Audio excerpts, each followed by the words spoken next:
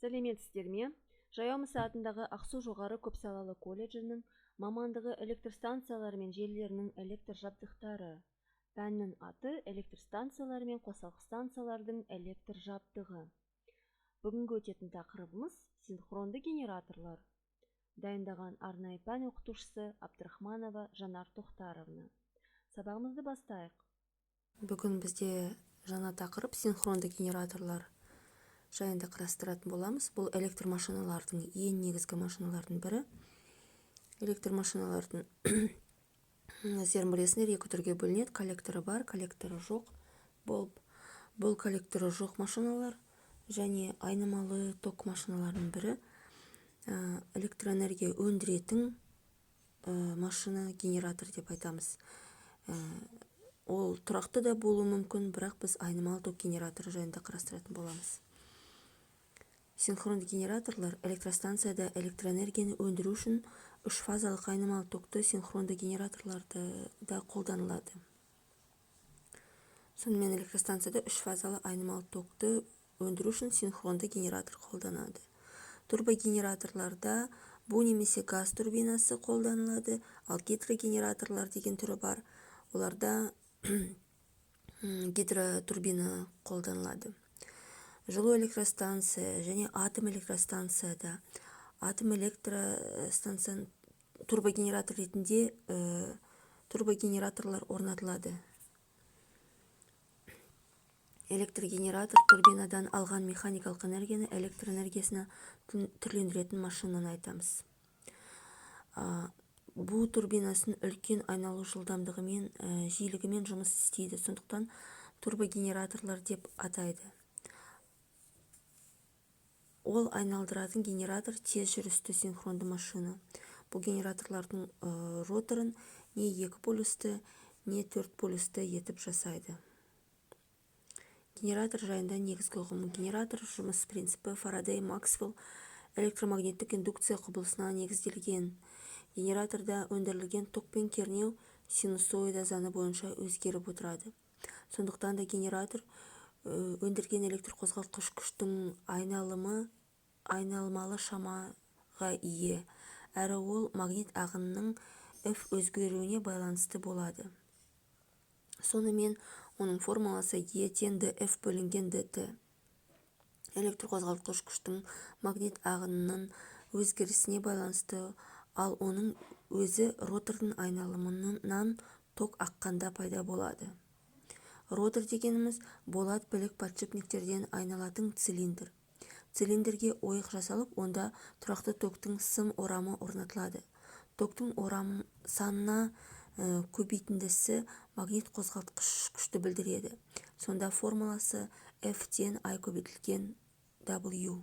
I дегеніміз ток, W дегеніміз орам.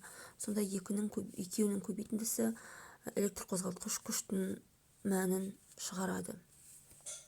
Оның өзі темір өзекшеде магнит индукциясын тудырады. Магнит индукциясы V әрпімен белгіленіп, оның формуласы μ көбейтілген I көбейтілген W. Мұндағы μ дегеніміз полюстің квадрат сантиметр бетіндегі магниттік шама. Жұмыс принципіне айта кететін болсақ, жаңағы біз бастап кеттік жұмыс принципін.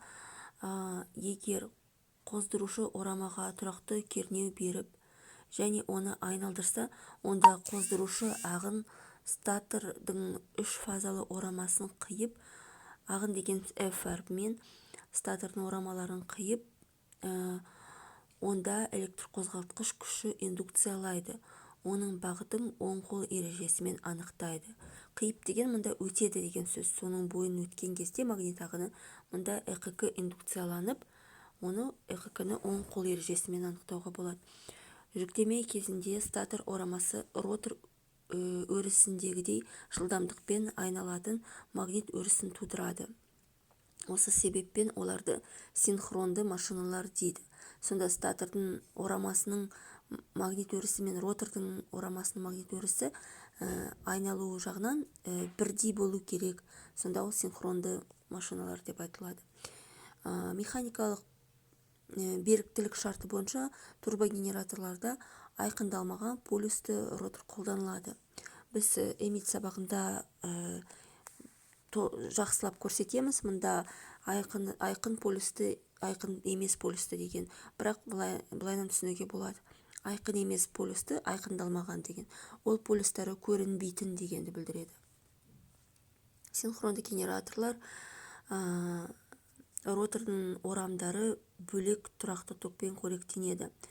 Сонда қоздырып алу үшін генераторды мұнда қоздырғыш қолданылады, және ол 2 деген санның астында көрсетілген.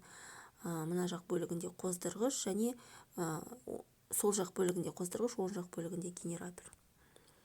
Синхронды генераторлар ротор айналғанда оның магнит өрісі статордың 3 фазалық орамында айнымалы электр қозғалтқыш күшті тудырады. Жаңа айттық, біз оны жылдам айналатын синхронды генераторлардың турбогенераторлар дейміз. Олардың полюстері жұбының саны аз болып келеді. Мысалы, бір полюсті немесе 2 полюсті болып қана келеді. Ал баяу айналатын, олар гидрогенераторлар дейміз. Олардың полюс саны өте көп, 48 деген шамаға дейін болуы мүмкін. Электр қозғалтқыш күштің шамасы ротор орамындағы токты өзгертіп реттеледі. Синхронды генератордың сипаттамаларына келетін болсақ, барлық айнымалы ток генераторлары 3 фазалы, яғни шеңбер бойымен 120 градусқа ығысқан. Осыны басқаша симметриялы деп айтады. Егер барлық шамалары тең болса, және бірдей градусқа жылжыған болса, бірдей бұрышқа. 3 орамды болып келеді генераторлар.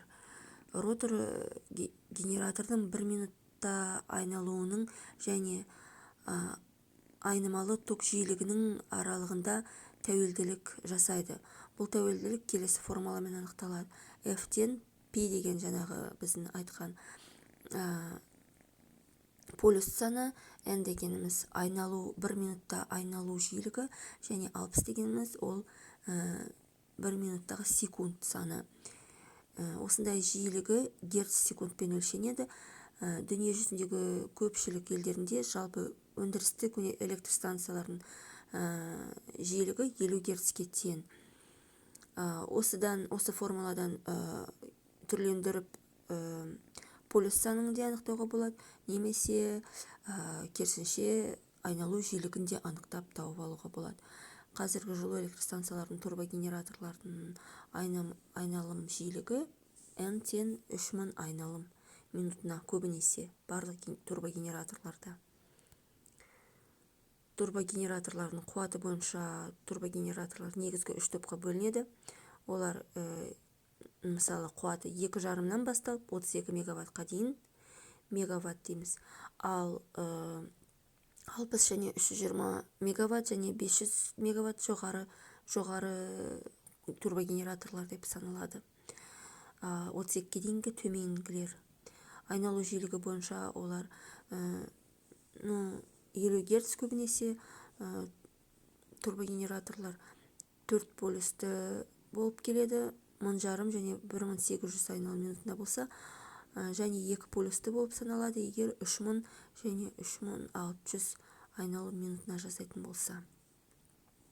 Жетек турбинасының түрі бойынша турбогенераторлар бу турбинасымен және газ турбинасымен айналатын генераторларға жіктеледі.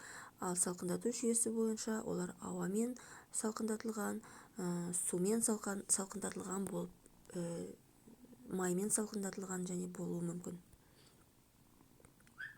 Міне мына несіне қарасаңдар, құрылымына барлығын тауып алуға болады. Сабақтың тапсырмасы келесі: барлық анықтамаларды есте сақта. 5 және 7 слайд аралығындағы анықтамаларды ағылшын тіліне аудар. Дәрісті конспекттеп дәптерге жаз. Назарларыңызға рахмет. Сау болыңыздар.